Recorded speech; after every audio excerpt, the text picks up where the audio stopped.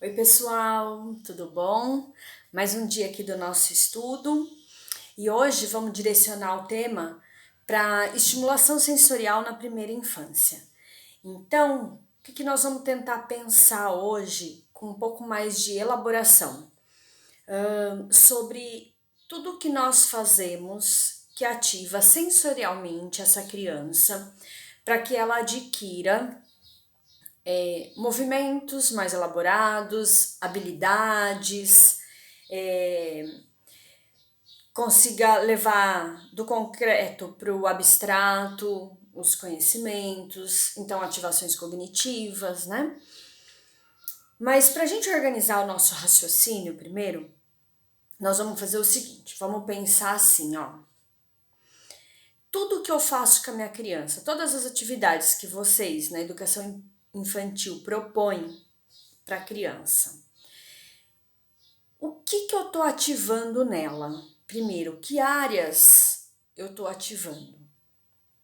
Segundo, como eu faço para ativar de uma maneira melhor para chegar, né, no córtex, né, na cabeça dessa criança e se tornar um conteúdo, uma habilidade, se tornar conhecimento?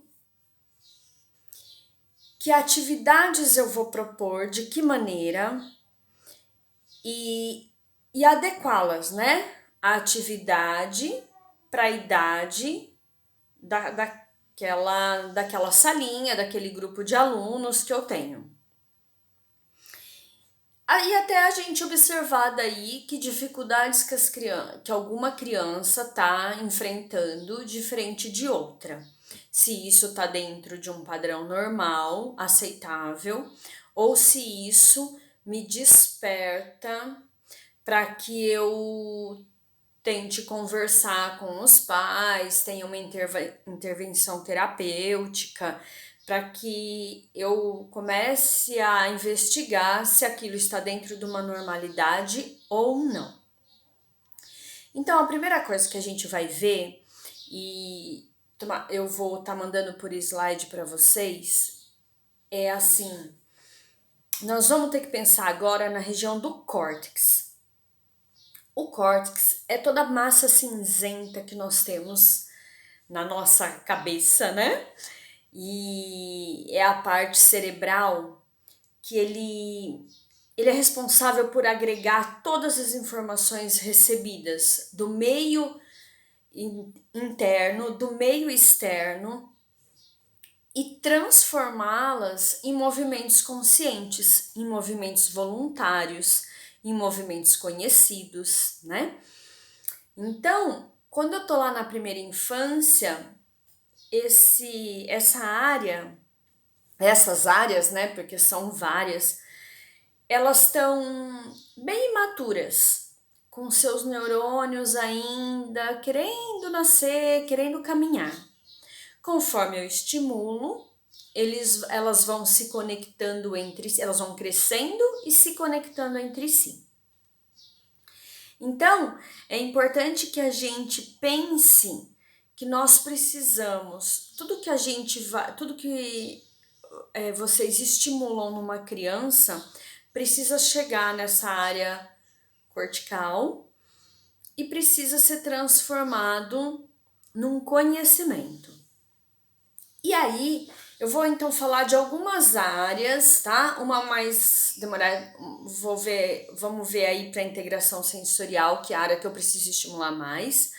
Outras que a gente não vai usar só hoje, vamos usar no decorrer do nosso estudo, mas que no fim todas elas acabam se integrando.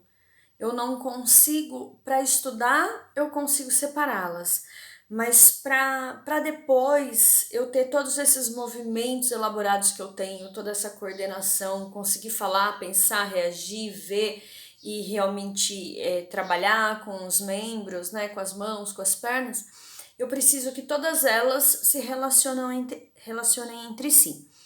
Então, a área mais importante que a gente vai trabalhar hoje é a área somatosensorial. Ela é uma área somestésica.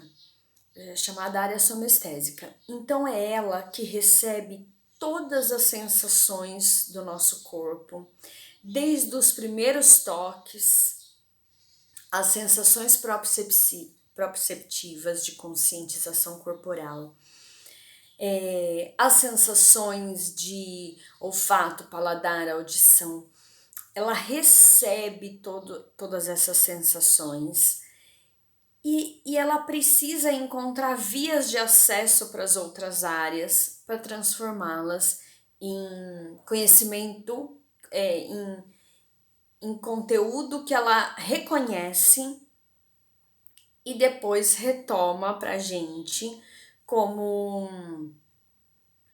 como movimento ou não, se eu quero realizar esse movimento ou não. Então é uma área super importante na primeira infância mesmo, né? Até 1 ano, 2 anos. É uma área que ela precisa ser ativada intensamente para que a criança tenha a consciência do seu próprio corpo, das suas próprias sensações, né? Aí depois, as outras áreas, claro que elas são muito importantes, porque elas vão participar de todo o movimento que vai ser formado, que vai ser elaborado. Então eu tenho o córtex motor primário, que eu vou chamar ele é o responsável do movimento inicial nosso, do movimento gatilho, do início do movimento. Então, a princípio, tudo aquilo é muito automático na criança, mas depois, todos os nossos movimentos, eles começam a ficar voluntários, né? E essa parte do córtex primário, ele é responsável por iniciar os movimentos que começam a ficar elaborados. Depois eu tenho uma área motora suplementar, que é uma área responsável pela memória do movimento. Aí é quando a criança começa a entender que ela mexe a mão porque ela quer, que ela mexeu o bracinho porque ela pode mexer, que ela conseguiu se manter em equilíbrio e ela consegue balançar e se lateralizar porque ela mesmo quer. Então ela vai memorizando para depois não pensar tanto e se transformar num movimento automático. Depois eu tenho a parte frontal do córtex. É a parte mais importante que nós vamos trabalhar carinhosamente com ela, né? Pensar nela carinhosamente. Porque ela é a parte da programação toda do nosso movimento. Toda a elaboração que nós conseguimos melhorar, toda a motricidade que eu consigo melhorar, toda a programação que eu consigo fazer de todo o meu corpo, do pescoço, do tronco, das pernas, dos braços, todos juntos, organizados, bem elaborados e bem pensados, né? Quando eu quero fazer mais rápido, mais lento, quando eu quero andar mais devagar, quando eu quero impulsionar meu corpo de uma maneira diferente. Tudo isso acontece nessa área frontal. Ele elabora tudo que eu peguei, um pouquinho de tudo que eu peguei das outras áreas e consegue organizar. Quando eu vejo uma criança que tem muita dificuldade para começar a elaborar todos esses movimentos, eu preciso ficar atenta, porque se está passando da idade normal dessa elaboração, ele pode ter ali conexões lesadas, conexões não ativadas corretamente, quando era bebê. Então, a educação infantil é importantíssimo para a gente trabalhar essa fase, para que eu consiga chegar lá nos 7 anos, lembra que nós falamos na aula passada? Lá nos 7 anos, com tudo isso de maneira mais estruturada, mais organizada, né? E aí que a gente fala muito da importância das atividades motoras, das atividades esportivas, porque ninguém deve querer pôr um filho na natação para ser um atleta de natação. na atividade de basquete para ser o melhor jogador de basquete, futebol, né, que os pais gostam muito. Todas essas atividades exigem muita elaboração dos movimentos. E essa área, ela tem um boom de conexões e de elaborações que depois despertam no cognitivo da criança facilidade para outras coisas, para linguagem, para leitura, né, para outros conhecimentos. Então, quando a gente vê logo na primeira infância os pais colocando algumas crianças nessas atividades, é muito importante, porque essas atividades trabalham demais as áreas da organização motora. E é na primeira infância que isso precisa acontecer. E por isso que alguns alunos de mais carentes, né, de famílias só com a condição socioeconômica mais baixa, às vezes eles têm um pouquinho mais de dificuldade para essa maturidade, porque não são trabalhados em todas essas atividades, ok? Então fiquem bastante atentos e a gente tem escutado muito dos profissionais da área da saúde. Não esperar. Viu que vocês observam algum tipo de atraso visual, auditivo, motor, desorganização, sensitivo, a criança não se atenta naquele brinquedo, a criança não gosta daquele. Eu faço o estímulo e a criança não me responde.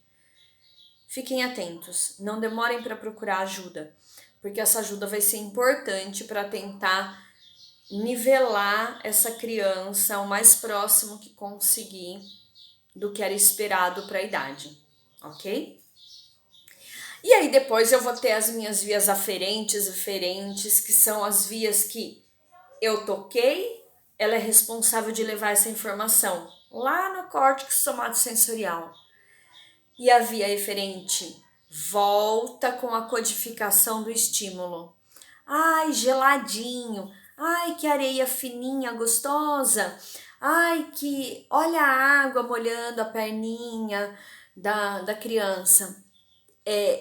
Existe um canal no nosso corpo, né? São feixes nervosos importantíssimos, que são vias que levam essa informação, decodifica lá em cima e volta com a resposta. Nada a gente aprende sem repetição, nada. Falou uma vez, morreu, já aprendeu, já ficou gravado. Tudo nós precisamos enfocar várias vezes, às vezes até falar da mesma maneira, muitas vezes, né? Para que a gente consiga elaborar todos esses processos. Reconhecimento, memorização, identificação, consciência daquilo, né? Ou daquela habilidade. Então, a repetição também é uma atividade muito importante para as crianças. Fazer na escola, fazer em casa, fazer de novo, mais uma vez, com uma professora, com a outra professora, né? Dentro de tudo que está sendo proposto. E aí depois eu vou ter outras partes do nosso cérebro que vão trabalhar junto. Cerebelo, para trabalhar equilíbrio e coordenação. Córtex visual, córtex auditivo, que são áreas mais específicas que vão receber só a informação do som, só a informação do que nós vemos, só a informação do paladar, do que sentimos, né? Então são áreas muito específicas que vão receber o estímulo, muito específica, mas não menos importantes, né? Porque todas essas sensações me permitem ter o amadurecimento nessas fases que vocês estudam aí. Quando eu tenho a lesão desses córtex, né? Dessas funções, eu tenho um deficiente auditivo. Ele pode adquirir algumas habilidades, mas vai demorar um pouquinho mais. Tem um deficiente auditivo, pode adquirir as habilidades, mas vai demorar um pouquinho mais. Por quê? Porque um sensor dele tá deficitário, né? Então, todas essas áreas, elas vão estar recebendo as informações, os feixes nervosos se comunicam entre o córtex, e aí eles formam uma grande gama de conexões, e quando retoma, deve retomar com conhecimento disso, ok? E aí, agora, eu queria falar um pouquinho para vocês, assim, como que as ativações elas se iniciam. Vou falar um pouquinho da primeira infância, mas depois nós vamos deixar da mesma maneira que nós fizemos na aulinha passada, para que vocês debatam sobre as atividades que vocês propõem. Então, quando eu falo, vamos trabalhar a estimulação sensorial primeiro das crianças. Tudo é importante. O paninho que faz o cheirinho, né, que põe para encostar, para ficar mais macio, mais confortável. A água, a hora do banho, o tocar, o jogar a água em cada parte do corpo, os contrastes de temperatura, não só da água, de outros recursos que vocês podem ter, né? Da areia, da almofada mais macia, um tapetinho mais durinho. Quando você utiliza a água para jogar em cima da cabeça da criança. Então, mesmo uma vez na educação infantil, eu lembro que vocês levaram uma piscininha, vocês propuseram atividades com água, estava muito quente, né? E as mães ficaram malucas, lógico, a gente entende, mas e com todas as faixas etárias eu tenho certeza que vocês trabalharam. Então, com as crianças até um ano e pouquinho, é muito importante essas ativações, porque é onde a criança vai começar a discriminar todos esses recursos que nós temos no meio ambiente. E agora, com as orientações que vocês têm, né, para passar para as mães, seria interessante isso, principalmente nos primeiros até 2 aninhos, né? Não precisa da folha, não precisa, né, dos pincéis. Procurem estar orientando os pais a utilizarem mais os materiais que eles têm em casa mesmo, né? Então, por exemplo, embalar a criança. O movimento de brincar com a criança no ar, de brincar com a criança na perna, o balancinho de pra lá, pra cá, de upa cavalinho, né? Que é tão explorado, que assim, existe de maneira tão intensa na educação infantil.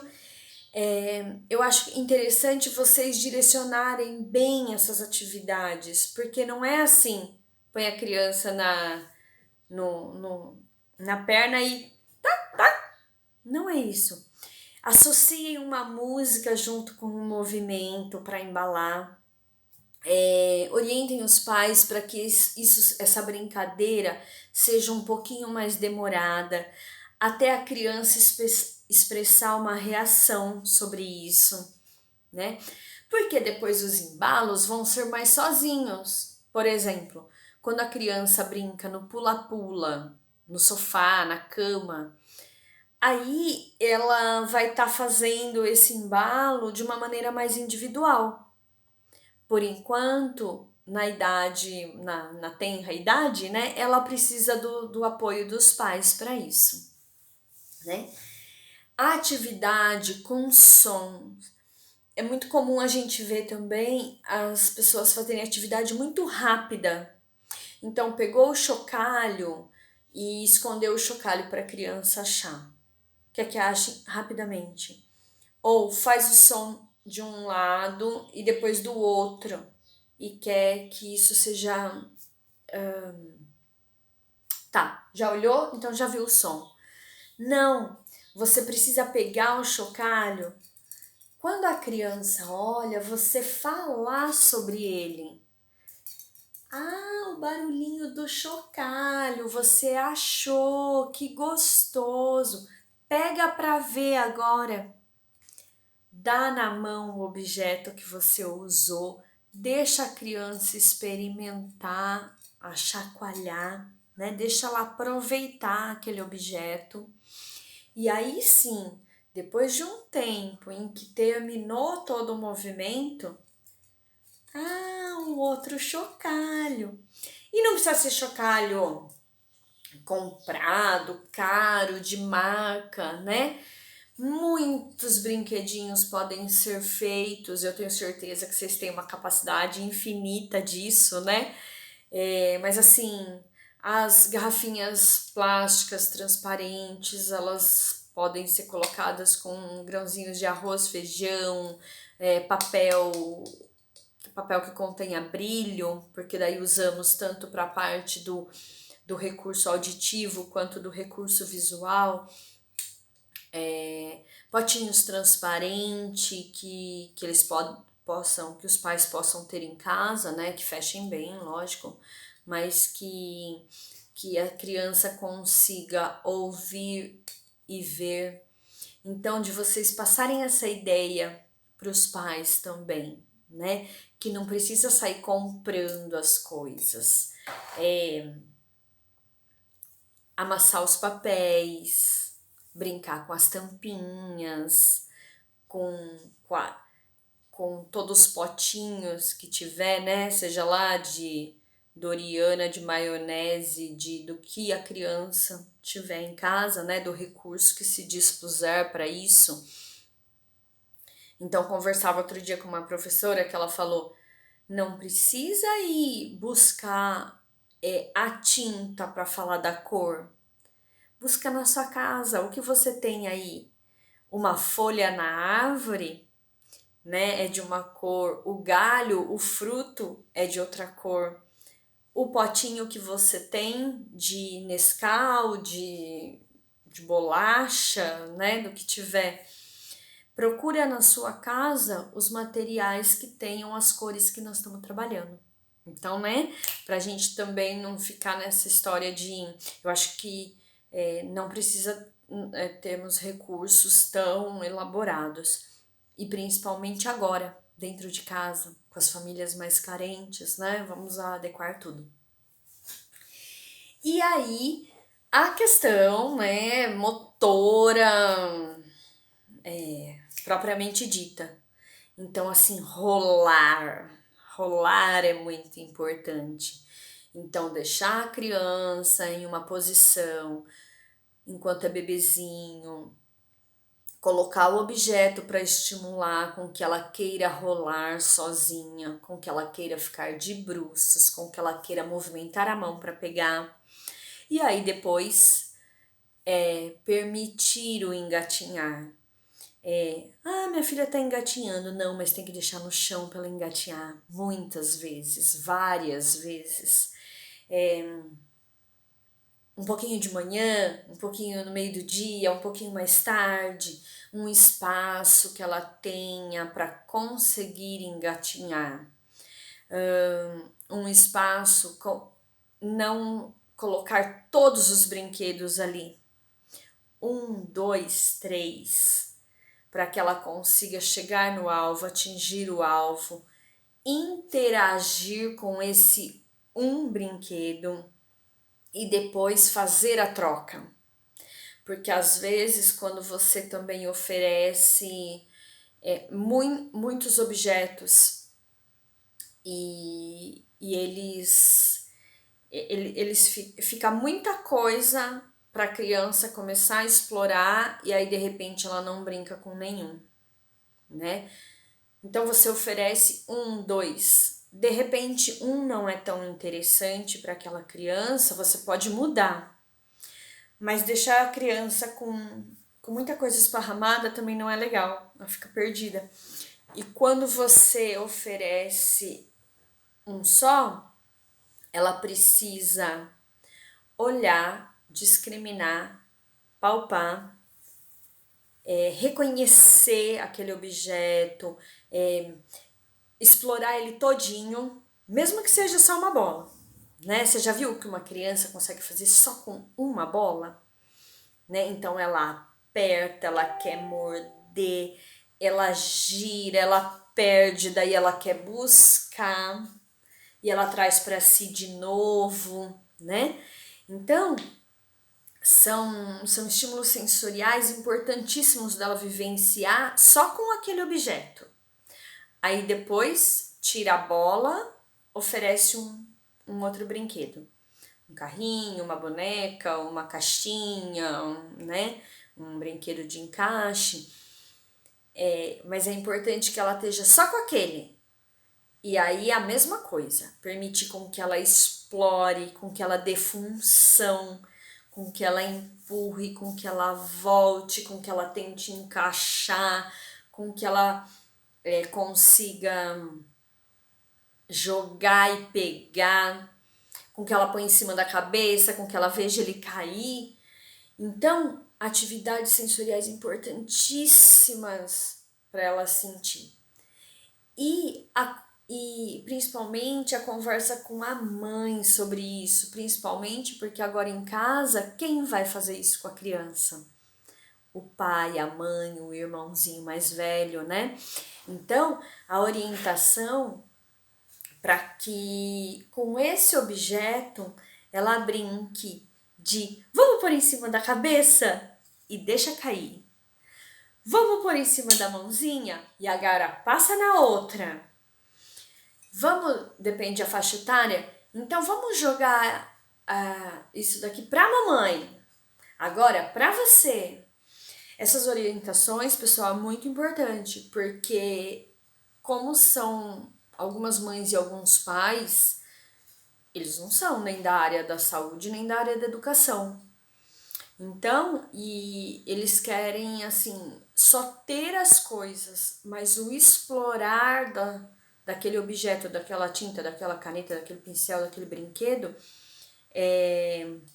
às vezes não acontece, né? Então a criança fica lá, o objeto lá, e principalmente agora, o celular com a musiquinha, né? E então fica muito precário essas explorações. E a gente sabe que essas fases mal exploradas, a gente pode ter falhas aí cognitivas que vão sendo levadas, né? Vai passando, aí chega lá a criança com 4 anos e você começa a observar déficits maiores para coordenação motora, para elaboração do espaço, que daí já vai precisar de uma folhinha, né? Do espaço para ser trabalhado, das ativações aonde ele consiga discriminar o objeto que ele tem na mão com o espaço que é para encaixar, para jogar, para pegar ou não, né? Então, que nessa primeira infância, até 2 aninhos, assim, vocês trabalhem muito com as explorações sensoriais, porque todas as conexões elas só vão acontecer se isso for realmente bem direcionado, né? Quem tá com essa criança, quanto mais ela direciona. É claro, né, gente? Não vai perguntar. Ai, que cor é essa bola? Que bola que é maior e menor para criança de 1 aninho, né? Mas assim, tudo que for sendo falado, algumas crianças já vão assimilando. E tudo isso fica mais fácil na hora da aquisição normal, né? No tempo normal para aquisição, tá bom?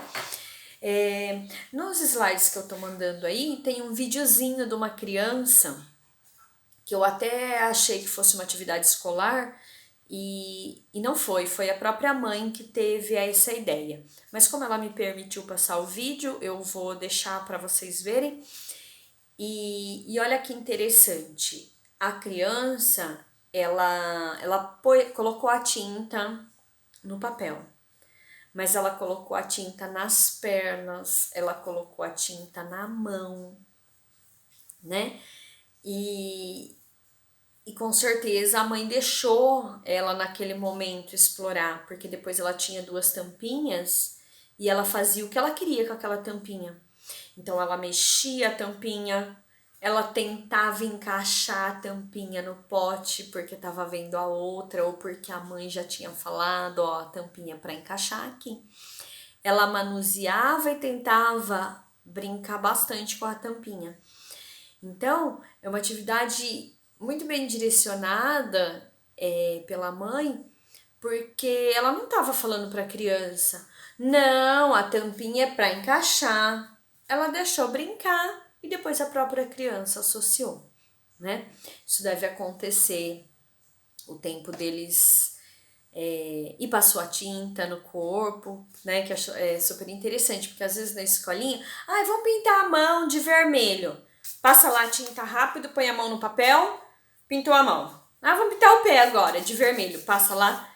E não, né? Quando vocês estiverem brincando com as crianças, com as tintas, vamos passar tinta aqui, primeiro num dedinho, no outro, a mão inteira.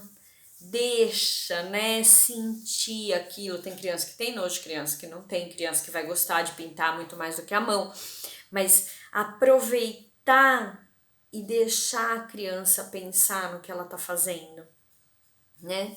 E aí depois sim, a atividade de reconhecimento da cor, do papel, a mão que ficou no papel, etc, né? Tudo que vocês conseguem explorar melhor do que eu tô falando aqui. Ok? Espero que vocês pensem um pouquinho sobre essas atividades e aí na próxima aula nós vamos falar daí já de todas essas atividades assimiladas e um pouco mais elaborada. Quando eu entro já na parte que eu tenho equilíbrio, que eu já adquiri a marcha e que nós vamos trabalhar com as consciências de lateralidade e de informações já mais do reconhecimento aí, que eu posso já apresentar os números, as letras, cores, como tudo isso vai ser muito importante ali na frente, tá bom? Um beijo grande para vocês, fiquem com Deus.